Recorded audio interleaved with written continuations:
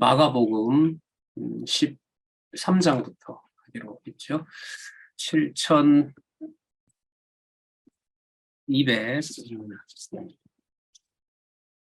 7252페이지 재림의 신분을 가르침 여기서부터 하도록 하겠습니다. 이게 사실 그 저녁반 진도고요. 그 다음에 오전반은 한 2장 더 나갔죠. 15장 6절서부터 시작하는 십자가의 죽임을 당한 맥인데요. 이걸 한번 맞춰보도록 하겠습니다. 가능한 한. 그래서 시간이 좀 오래됐기 때문에 저녁반 분들이 15장까지 오면서 복습하는 것도 괜찮다고 생각이 듭니다. 자, 그래서 13장부터 살펴보도록 하겠습니다. 늘 말씀드리지만은 성경개론 구조에 대한 어느 정도 개괄로 접근하는 것은 너무 중요하다고 그랬죠. 그러니까 이 세미나에 참석하시기 전에 예를 들면 오늘 같으면 이제 마가복음이 지나고 누가복음으로 들어갈 수 있을 확률이 많잖아요. 그러면 전체 개론 구조 확인 한번 하시고 이렇게 같이 세미나에 참여해 주셨으면 고맙겠습니다. 자, 13장에 보시면 재림의 신분을 가르치시는 내용이 나오죠. 근거 구절을 한번 볼까요? 창세기 14장 8절 그리고 히브리서 7장 3절. 처음이니까요. 어떻게 진입을 하는지 한번 보도록 하겠습니다. 마가복음 신분을 말씀을 하시면서 영광의 신분을 가르쳐 주시면서 어떻게 또 재림의 신분을 또 가르치시고 그 근거를 성경신학은 어디에서 찾고 있는지 한번 보도록 하겠습니다. 일단 본문을 한번 볼게요. 일찍이 근거를 말하는 거죠. 성경신학에서는 일찍이 이러면 언약을 이미 했는데 이런 말하고 똑같아요. 여호와 하나님께서는 지극히 높으신 하나님의 제사장인 멜기세덱을 예루살렘 왕으로 보내신 사실이 있다. 그는 아비도 족보도 시작한 날도 생명의 끝도 없어 하나님의 아들과 방불한 자다. 따라서 멜기세덱은 예루살렘 왕으로 하늘로부터 온 것이 분명한데 이는 장차 만왕의 왕권을 가지고 재림하실 예수 그리스도의 표상임이 분명하다. 이렇게 나오죠. 자, 이 창세기 14장 8절도 그렇고요. 히브리서 7장 3절도 살렘왕 멜기세덱에 대한 소개입니다. 그리고 이게 재림의 신분을 약속하시는 예수님의 말씀에 근거 구절로 잡고 있는 거죠. 이런 부분에서 이제 이 성경 신학의 이 저자의 생각 그리고 이 성경 신학을 여호와 계시 관점에서 볼 때 어떻게 접근하고 있는지를 우리는 여기서 이제 살펴볼 수가 있습니다. 지금 여기 보신 대로요.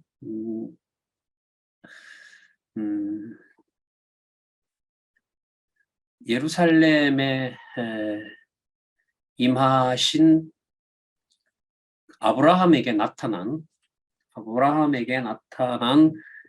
그 멜기세덱이 하나님 아들과 방불한 자인데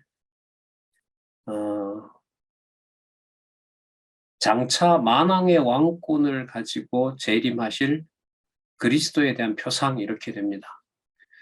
제가 볼 때 이걸 재림으로 연결하는 것은 해석이 좀 필요합니다. 어떤 해석이 이게 이해가 돼야 되냐면 아브라함 언약 자손이잖아요. 언약 자손인 아브라함에게 이제 복을 빌러 온 그 멜기세덱이 하나님의 아들과 방불한 자이고 아브라함에게 왔다는 것은 장차 만왕의 왕권을 가지고 재림하실 것에 대한 그 표상이다라는 거죠. 굉장히 강조하고 있죠. 예수 그리스도의 표상임에 분명하다는 겁니다.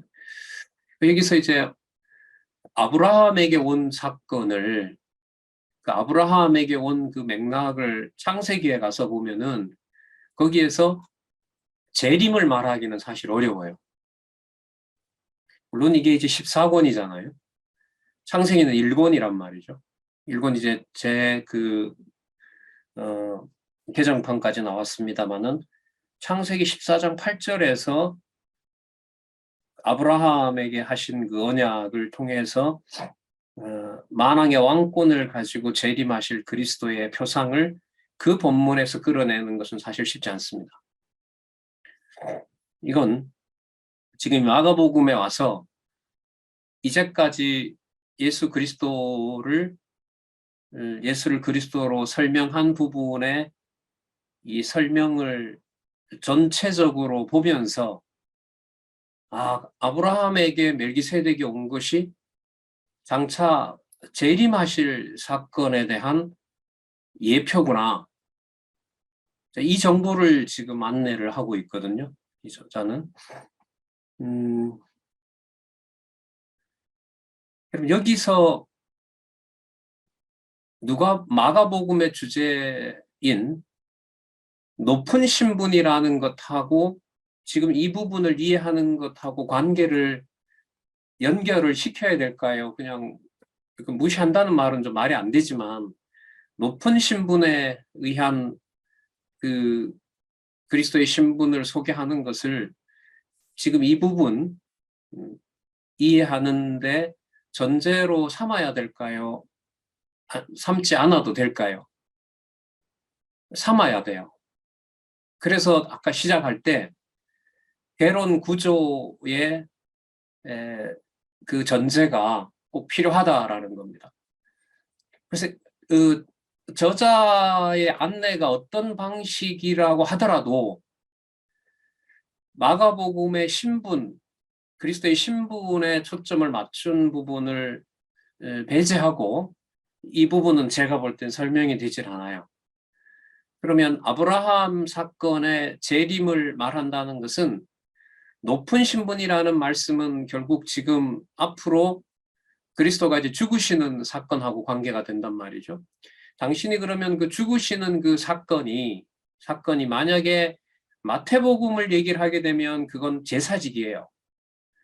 근데 마가복음의 신분은 그리스도가 죽으시는 것이 단지 제사직으로 제물로 죽으시는 데 있는 게 아니고요.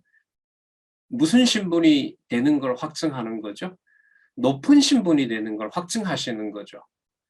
그럼 높은 신분임을 확증하고 그 높은 신분임을 확증하면서 그리스도가 이제 본문에 가면 뭘 얘기를 하시냐면 내가 다시 온다라는 약속을 하시는 거죠. 이 말은 단지 마가태복음에서 그 제물 되신다, 제사직을 수행하신다라는 이런 틀 속에서는 지금 이 부분에 나타난 창세기 14장 사건 그리고 이것을 이제 히브리서 7장에 나오는 이 설명 방식을 따라서는 재림으로 연결하기는 논리적으로 무리가 있는 거예요. 그러면 여기서는 완전히 차별화되는 거죠. 마태복음에서 죽으시는 그리스도, 제사직을 수행하는 그리스도라는 틀로서는 설명이 안 되고요. 여기서는 반드시 마가복음 전체 구조에 나타난 신분이고 그 신분이 죽으시는 것을 어떤 신분에다가 맞춘다? 높은 신분에다가 맞추는 거예요.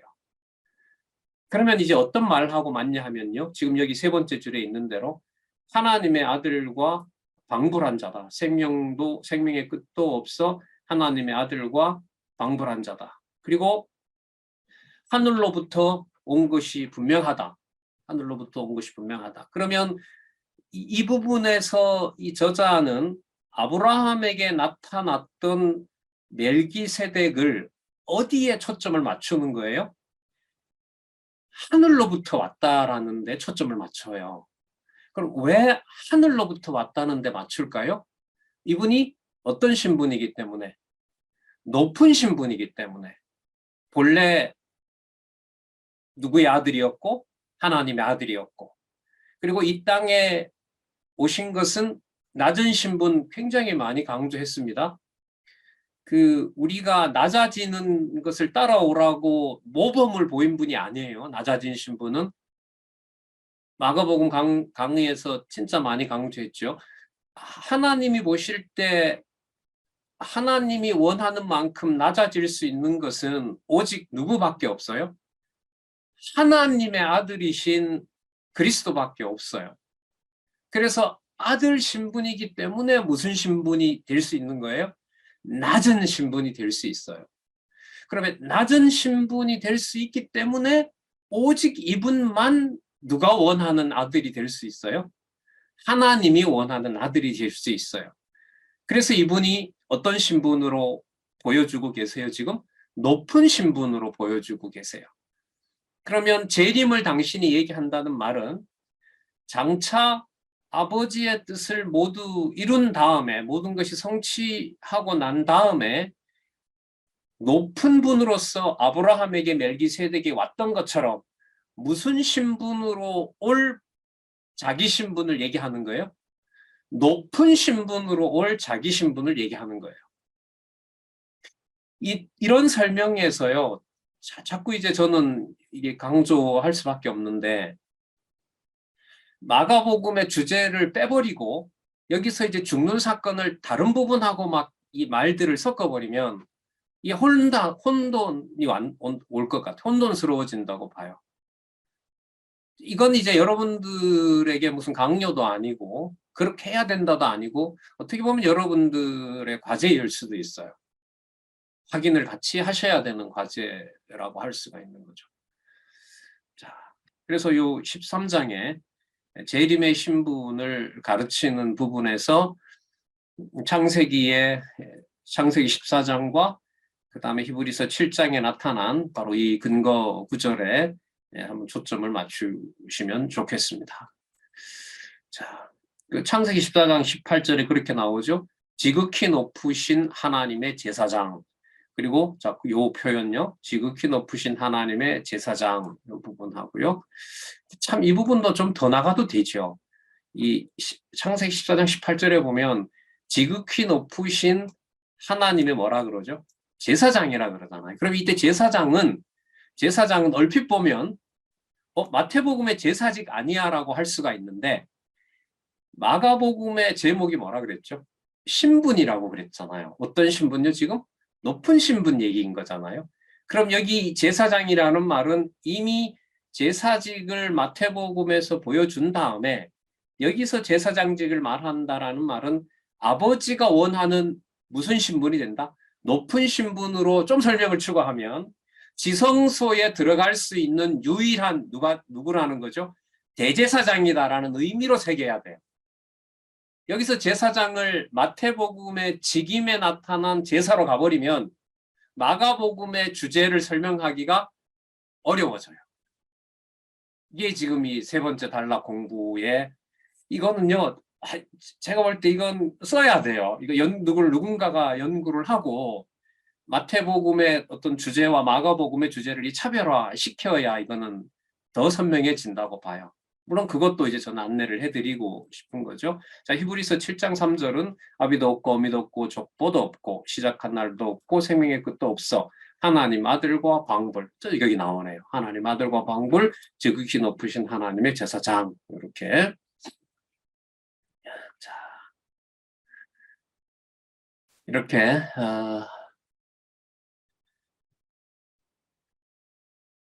높은 신분에 의한 성취 부분을 자, 10장 46절부터 왔죠. 주인의 신분에 의한 증거가 이제 13장까지 나타났고요. 자, 넘겨보시면요. 14장에서부터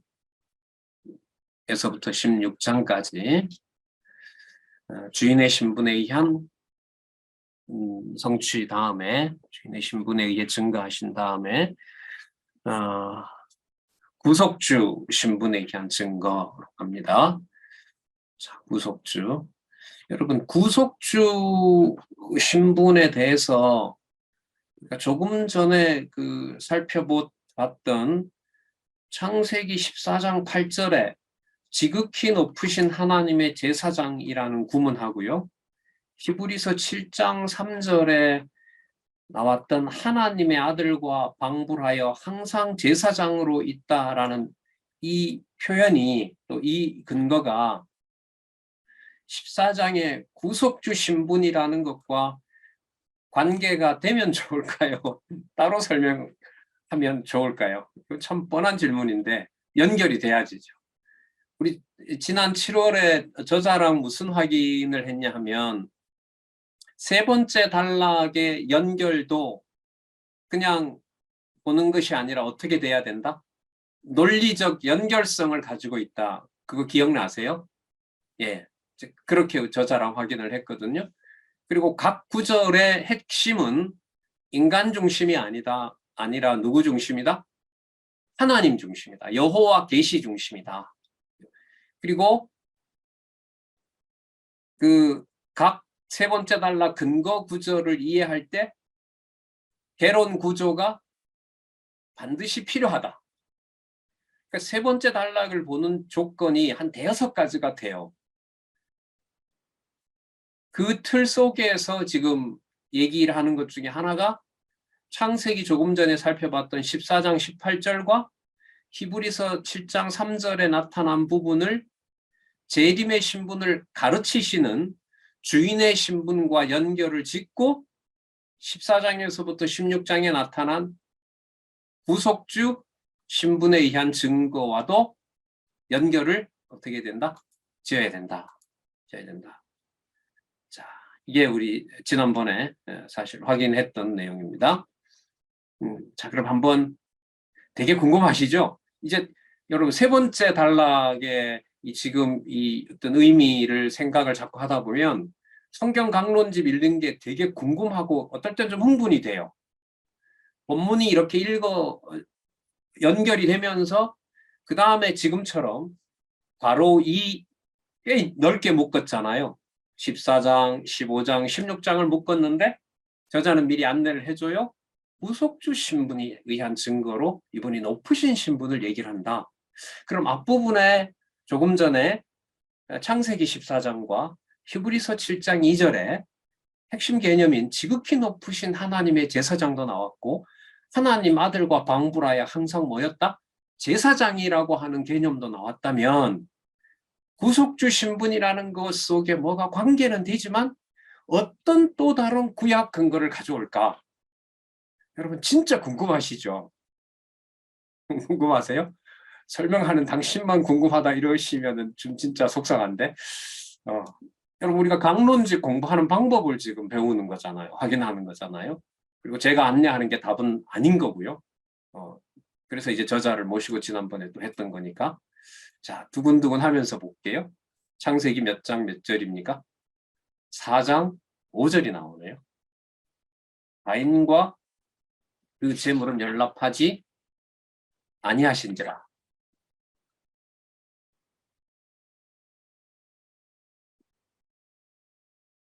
4장 제가 잘못 찾았다. 4장 4절을 찾아야 되는데요. 4장 5절을 찾았어요. 죄송합니다. 4장 4절이죠. 그죠? 잠깐만요. 예, 4장 4절이네.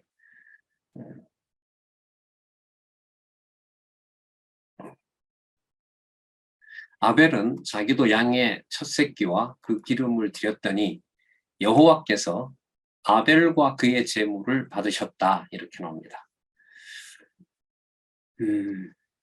그다음 창세기 14장 19절 볼까요? 14장 19절. 아까는 창세기 14장 몇 절이었죠? 18절이었죠. 자, 여기 아주 이런 민감함이 있어요. 그러니까 이 저자가 이 해당되는 주제에 대해서 성경을 얼마나 꼼꼼하게 보는지 한번 잘 보세요.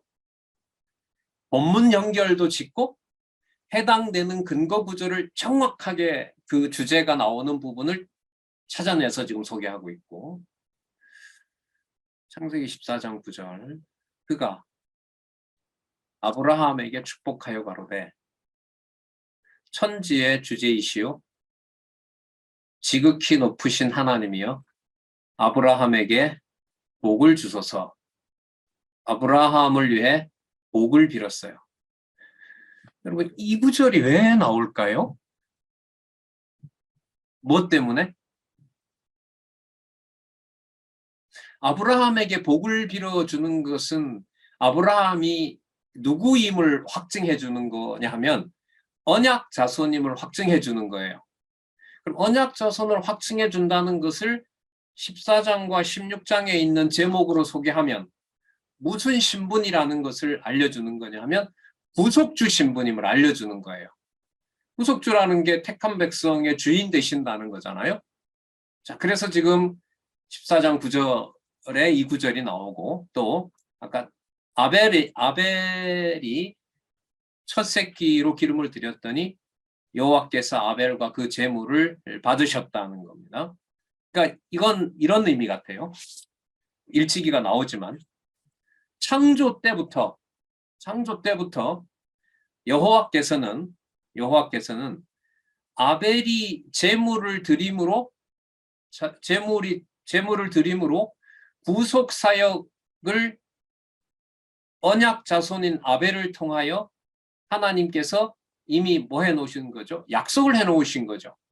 그러니까 언약 자손에게는 반드시 무슨 행위가 따른다는 거예요? 구속을 확증해주는 행위가 따른다는 거죠. 그럼 그걸 누가 할 것이냐? 구속주 신분으로 오실 그리스도가 이미 아담 다음에 태어난 아벨이, 언약 자손인 아벨이 하나님께 무엇을 드리는? 제물을 드리는 구속주의 신분을 아벨에게 이미 보여주셨다는 거예요. 왜냐하면 구속주 신분을 보여주는데 똑같이 제물을 드렸는데 누구 것만 받아주시는 거죠? 아벨 것만 받아주시는 거잖아요. 그 가인의 것은 받아주지 않는단 말이에요. 그러면 똑같이 제물을 드린다 하더라도 누구의 제물만 받아주시느냐? 구속주의 역할을 할 수 있는 제사만 받아주는 거예요. 그걸 유일하게 하실 수 있는 분이 누구냐 하면 그리스도가 당신이 하나님의 아들이신 높은 신분이시기 때문에 가능하다는 거예요. 여러분, 그래서 제가 이제 그래서를 썼어요. 그래서 레위기 1장에서부터 4장까지예요. 이거 이해가 되세요? 제가 그래서라고 했는데 그럼 레위기 1장에서부터 4장까지 무슨 내용이 나오냐면 예물 규례가 나오거든요. 1장은 번제 예물이고요. 2장은 소제 예물을 드리는 겁니다. 가루로 드리는 거. 자, 그럼 번제와 소제, 번제는 이렇게 올라가는 거잖아요. 전부 다 태워서 하나님께로 올라가는 거고요. 소제는 가루로 드리는 겁니다. 그리고 화목제는 전적으로 이 제사의 권한은 누구에게 있냐 하면 하나님께 있어요. 그럼 여러분, 이게 화목제가 들어가면 설명이 되게 재밌어져요. 아벨도 드리고 가인도 드렸는데 누구랑만 화목을 하신 거예요? 아벨과 화목하신 거예요. 그리고 이 말은 구속주 신분은 누구나 다 할 수 있는 것이 아니라 누가 인정을 해주셔야 된다? 하나님께서 받을 만한 자로 인정을 해주셔야 그게 구속주 신분이 될 수 있고 또 무슨 제물이 그 효능을 발휘한다? 화목제 제물이 효능을 발휘한다는 거죠. 자, 그래서 또 쓸게요. 그래서 4장에 가면 무슨 제와 연결이 돼요? 속죄제가 되는 거죠. 그러니까 화목제가 이루어져야 무슨 제가 된다? 속죄제가 이루어진다는 거예요. 야, 저렇게 치밀하게까지 가야 되나? 글쎄요. 저는 그렇다고 봐요. 그래서 4장까지 번제, 소제, 화목제, 속죄제까지만 묶어도 구속주 신분을 구약 근거를 설명하는 데 충분하기 때문에 5장에서부터 6장 7절까지 나오는 속건제 예물을 여기서는 굳이 넣지 않아도 된다고 봐요. 전 이런 부분이 처음엔 되게 궁금했거든요. 괴로운 구조에 보면 레위기 1장부터 6장 7절까지가 예물규례 선포인데 그냥 예물규례 6장 7절까지 다 넣으면 안 되나? 이런 건데 아까도 말씀드렸지만 관련 주제의 근거를 들 때 저자는 그 구약 근거에 대한 굉장한 세심한 주제에 딱 맞는 부분을 지금 안내를 하고 있다는 겁니다. 그래서 제가 볼 때 레위기 1장에서부터 4장까지가 맞는 거죠. 자, 그러면 아까 창세기에 아브라함에게 축복하여 가로되 천지의 주제이시오 지극히 높으신 하나님이여 아브라함에게 복을 주옵소서라고 했는데, 아브라함에게 복을 줄 수 있는 근거가 멜기세덱은 무슨 죄를 통해서 누구의 죄를 사할 수 있기 때문에 그래요? 이게 지금 레위기가 들어오는 거예요. 화목제 제물을 유일하게 드릴 수 있는 분으로 화목제 제물을 통해서 무슨 제사를 완성할 수 있다? 속죄제를 완성할 수 있는 분이므로 아브라함에게 뭘 빌어줄 수가 있다? 복을 빌어줄 수가 있다. 그러므로 그리스도가 죽으시는 사건은 아버지에게로 가면서 당신이 무슨 신분임을 알려준다? 구속주 신분임을 알려준다. 아, 진짜 세 번째 달이 너무 심오하지 않아요? 나는 혼자 심오하고 여러분들 그냥 어렵고 뭐 이런 건가? 이렇게 가면은 이제 쓰게 만들어야 돼요. 조만간에 이제 저만 안 하고 이제 다 몇 분이 참석하는, 전 된다고 봐요. 아, 이런 구조의 이런 근거 구절의 논리적 연결성. 그래서 제가 아까 그러므로 이렇게 연결을 시켰고 다시 지금 아브라함에게 복을 주옵소서라고 했는데 왜 멜기세덱이 이렇게 할 수 있느냐? 제사 요건을 충족했으니까. 어떤 제사 요건을 충족했냐 하면 화목제 예물을 아벨처럼 드렸고 그 아벨이 드렸던 제사를 하나님이 받아주심으로 무슨 제를 완성했다? 속죄제를 완성했다. 아, 이 조합을, 이런 논리적인 걸 이걸 참 하여튼 보시고 또 확인하시고. 자, 여러분, 이 구조 속에서 마가복음 14장 16절의 본문을 쫙 연결을 해가면 마가복음의 본문이 연결되면서 우리 아까 창세기도 갔다 왔고 히브리도 갔다 오고 이미 무엇을 이렇게 왔다 갔다 하고 있었죠? 성경 전체를 오고 가고 있었죠. 자, 그 바탕이 왜 무엇이 이제 연결이 돼요? 마가복음 본문이 논리적으로 쫙 연결이 된다고 생각해 보세요. 그럼 본문 연결이 되면서 성경 전체가 지금까지 말씀드렸던 그 우리 무슨 인본주의 얘기 한마디도 하지 않았죠. 그죠? 오직 누구에 관한 주제 개념을 많이 다루었어요? 여호와께서 약속하신 대로. 또 뭐 멜기세덱 얘기하더라도 또 그렇게.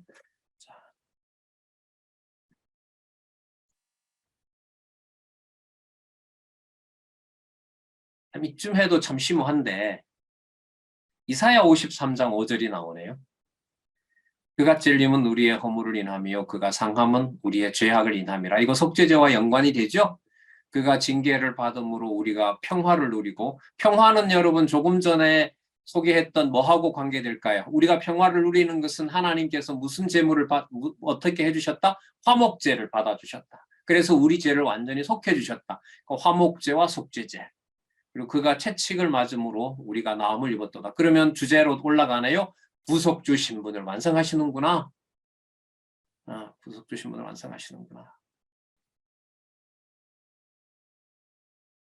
여러분, 열왕기하 2장 11절은 무슨 사건을 염두에 두고 했을까요? 이건 쉽죠?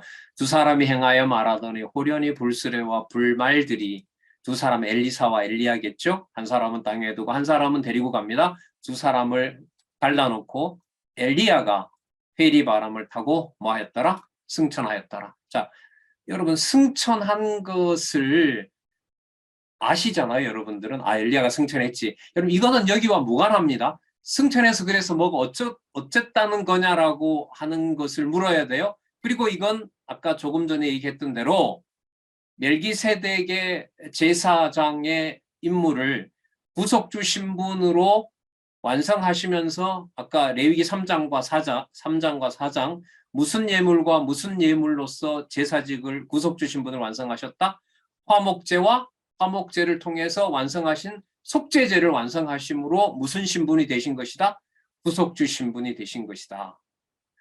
여러분 그냥 아니라요. 이거 만약에 그 뭐 신학교의 어떤 MDB나 석박사 과정에 그리스도의 신분을 마가복음 본문을 근거로 이렇게 만약에 소개하면은요, 이거는 굉장한 통찰력을 줘요. 성경 전체를 이해하는 데 있어서.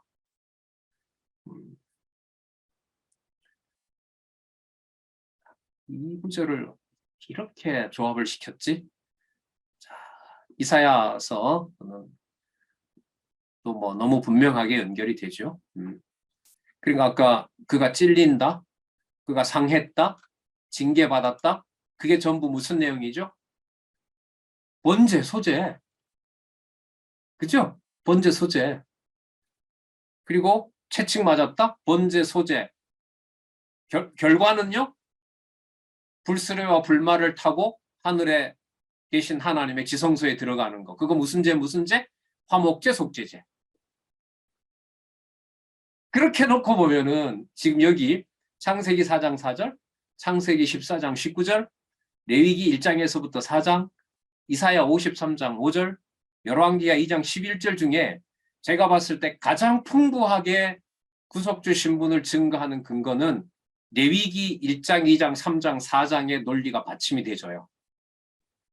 번제, 소제 적어볼 땐 몰랐어요. 그런데 뭐가 들어오니까 이사야 53장 5절이 들어오니까 저기 번제와 소제가 무슨 낱말하고 관계되죠? 그리스도가 찔리신 거, 그리스도가 상함을 받은 거, 그리스도가 징계받은 거, 그리스도가 뭐 맞은 거? 채찍 맞은 거.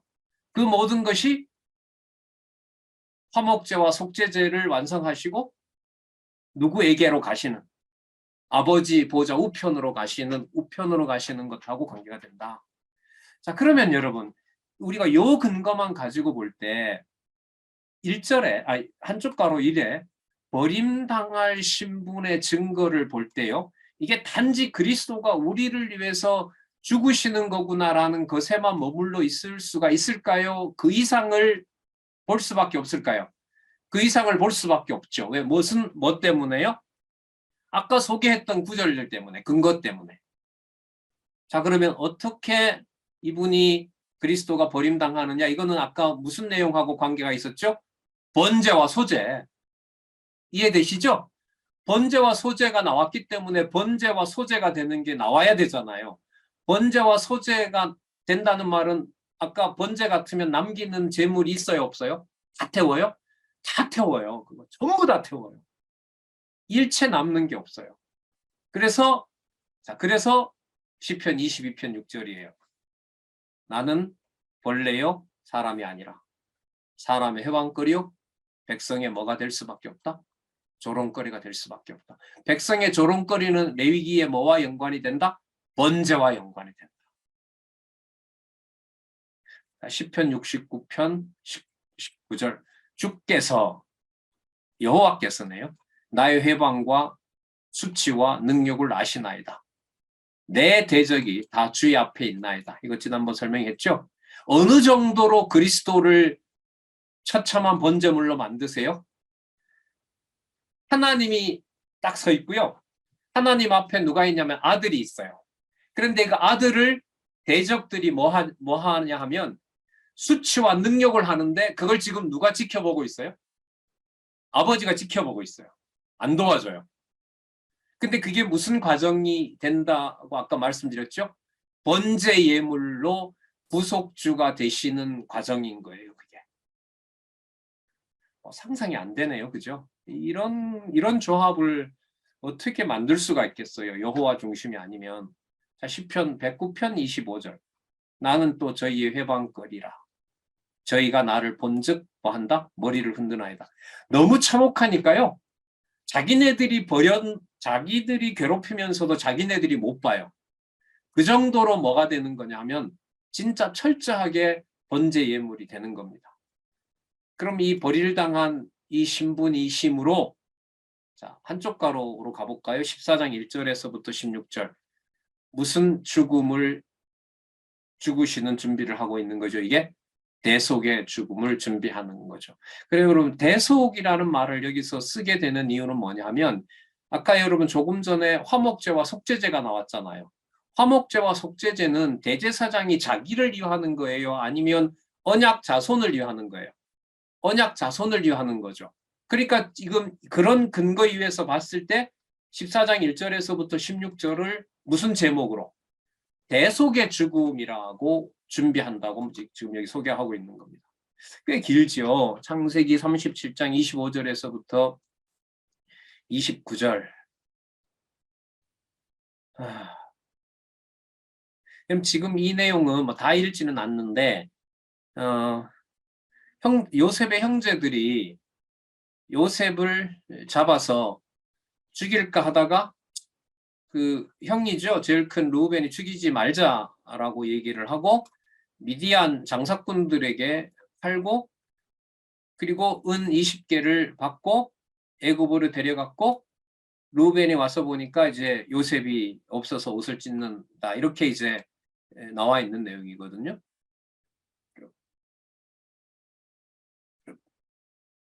이 내용이 아까 무슨 내용하고 관계 있죠?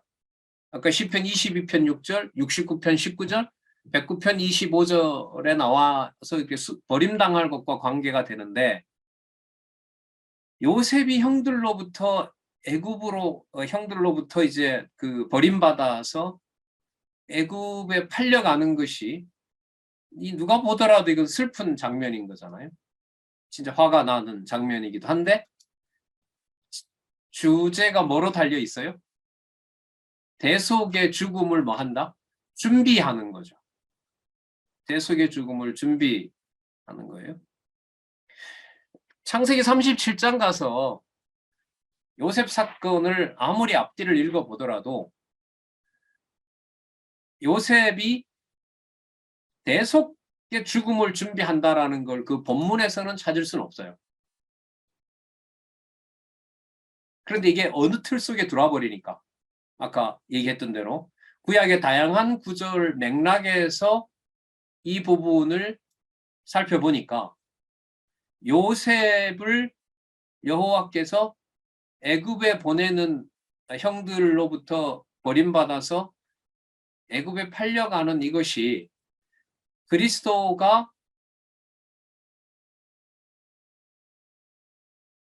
높으신 신분으로 가시면서 무엇을 완성하시는?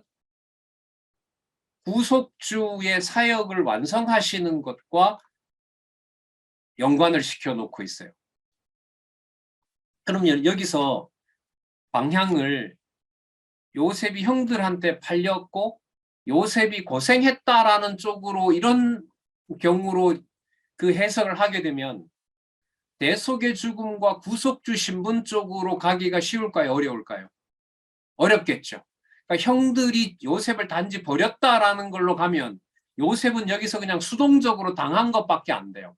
그럼 요셉이 수동적으로 당한 것이 되면 그리스도께서도 구속주가 되실 수는 없어요. 단지 뭐가 되시는 거죠? 희생양이 되는 거죠. 그럼 이건 마가복음의 논리가 아니에요. 이건 어디를 설명을 하는 거죠? 마태복음에 있는 무슨 뭐와 관련된 거? 제사직임과 관련된 걸로 가요. 그러니까 여러분 본문 하나를 보고 해당되는 주제와 어떻게 관계를 짓느냐라고 하는 것은 이 세 번째 단락 공부에서 매우 중요합니다. 이 본문 내가 아는데 여기에서 끝날 수가 없어요. 이 사건이 왜 이것하고 관계가 되지? 이걸 지금 확인해 가야 된단 말이죠. 자, 그 다음 시편 41편 9절 내가 신뢰하던 바 내 떡을 먹던 나의 가까운 친구도 나를 대적하여 내 발꿈치를 들었나이다. 이것도 어쨌든 이 본문으로 봤을 때는 당하는 거잖아요. 가까운 친구한테 뭐 한다? 대신 당한다. 아까 요셉도 당한다. 여기에만 머물면 구속주 신분으로 높은 신분을 설명할 수가 있다 없다? 없다. 그러면 여기에서 누구 주어가 나와야만 된다? 그리스도께서 하나님의 아들로서 여호와께서 여호와의 뜻을 이루는 아들로서 이 주어가 나와야 되는 거죠.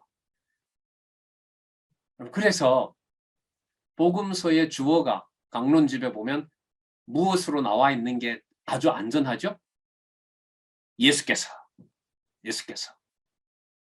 자, 스가랴 11장 12절에서부터 13절. 내가 그들에게 이르되 너희가 좋게 여기거든 내 고가를 내게 주고 그렇지 아니하거든 말라. 그들이 30을 달아서 내 고가를 삼은지라. 여호와께서 내게 이르시되 그들이 나를 헤아린 바 그 준가를 그 토기장이에 던질 하시기로 내가 곧 30을 여호와의 토기장이에게 던져버렸다. 그러니까 종이 받는 그 종을 팔았을 때 받는 비용이잖아요. 은 30이 아주 천한 값으로 팔려나가는 거잖아요. 그래서 이 본문만 보면 요셉이 비참해지는 거, 그 다음에 친구가 배신하는 거. 이때 여러분 스가랴의 이 내 고가는 뭐냐 하면 여호와를 얼마의 값으로 매기느냐 이런 문제예요. 그런데 이 언약 자손이지만 범죄한 이 백성들이 얼마를 쳐주는 거죠? 그래, 30이나 가져가라. 이렇게 이제 아주 하찮게 여기는 거잖아요. 그러니까 본문 세 가지 내용으로 보면 전부 버려지는 것인데 이게 주어를 누구로 가야 돼요? 예수께서 높은 신분으로 무엇을 자신이 준비한다? 대속의 죽음을 준비한다라는 걸로 결론을 내려야 되는 거예요. 그럼 여러분 이게 좀 강하게 뒷받침이 되려고 하면 마태복음에 나타났던 삼직이 여기에 바탕이 돼야 될까요? 그걸 무시하고 설명이 될 수 있을까요? 안 돼요. 무시하고 설명이 안 돼요. 무시하고 설명이 되면은요, 이게 혼돈스러워져요. 그리스도가 이렇게 매신당하는 것은 그리스도가 우리를 위해 죄를 사인도 이렇게 가버리면 무슨 직으로 확 빨려 들어가 버려요? 삼직 중에 무슨 직? 제사직으로 가버려요. 그럼 이게 이제 마가복음의 주제를 살리기가 힘든 거죠. 자, 그 다음에 버림당할 것을 이제 예고하시는 내용이 나오는데, 이거 아까 나왔죠? 22장 6절, 그리고 69편 19절. 자, 이것도 아까 나왔고요. 그 다음 109편 25절. 나는 도저히 해방거리라 저희가 나를 본즉 머리를 흔드나이다. 자, 이사야 49장 7절 볼까요? 이사야 49장 7절. 이스라엘의 구속자, 이스라엘의 거룩한 자이신 여호와께서 사람에게 멸시를 당하는 자, 백성에게 미움을 받는 자, 관원들에게 종이 된 자에게 이같이 이르시되 너를 보고 열왕이 일어서며 방백들이 경배하리니 이는 너를 택한 바 신실한 나 여호와 이스라엘의 거룩한 자를 인함이라. 이 49장 7절의 긴 구절인데요. 그 부분을 한번 가서 살펴볼까요? 7271페이지에 보시면 7271페이지에 보시면 이사야 선지자로 이건 이사야고 7270페이지 일찍이 여호와 하나님께서는 다윗으로 사람의 해방거리와 백성의 조롱거리가 되게 하신 사실을 노래하도록 섭리하셨다. 그냥 세 개를 같이 묶어놨네요. 자, 이사야 49장 7절 좀 더 읽어볼게요. 이사야 선지자로 사람에게 멸시당하는 자, 백성에게 미움을 받는 자, 관원들에게 종이 된 자에게 열왕이 일어나서 방백들이 경배할 것을 예언하도록 섭리하셨다라는 내용이 나오잖아요. 여기 보시면 이스라엘의 구속자에게 관원들에게 종이 된 자에게 너를 보고 열왕이 일어서며 방백들이 뭐 한다 그래요? 경배한다 그러죠. 그러니까 무슨 상황을 무슨 상황으로 설명을 하는 거예요? 그리스도가 해방거리가 되고 해방을 받고 수치를 당하고 능욕을 당하는 그 사건이 열왕과 방백들이 뭐 하게 된다는 거예요? 경배하게 된다는 사건인 거죠. 그러면 이게 버림당할 것을 예고하는 것이지만 위에 주제로 올라가면 무슨 신분이 되시는 거예요? 구속주 신분으로 높은 신분이 된다는 것을 안내해주고 있는 거예요. 그냥 놀랄 뿐이에요. 이런 조합을 만들어낼 수가 있는지, 성경을 얼마나 많이 알고 있는지. 진짜 이사야 53장 3절, 그는 멸시를 받아서 사람에게 실어 버림바 되었으며 강구를 많이 겪었으며 질고를 하는 자라. 마치 사람들에게 얼굴을 가리우고 보지 않음을 받는 자 같아서 멸시를 당하였고 우리도 그를 귀히 여기지 아니하였도다. 언약 자손들도 너무 비참하게 버려진 모습을 보고 감히 뭐예요? 감히 챙길 수가 없는, 완전히 처참하게 버려진 거죠. 자, 바로 이게 이렇게 버림당할 것을 예고하시는 분이므로 이분이 무슨 신분이 될 수 있다? 구속주 신분이 되실 수가 있다. 이걸 여기서 우리가 살펴볼 수가 있습니다. 자, 그 다음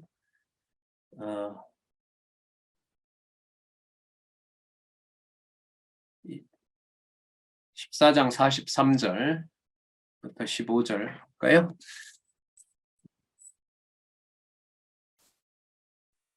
버림당한 신분의 증거.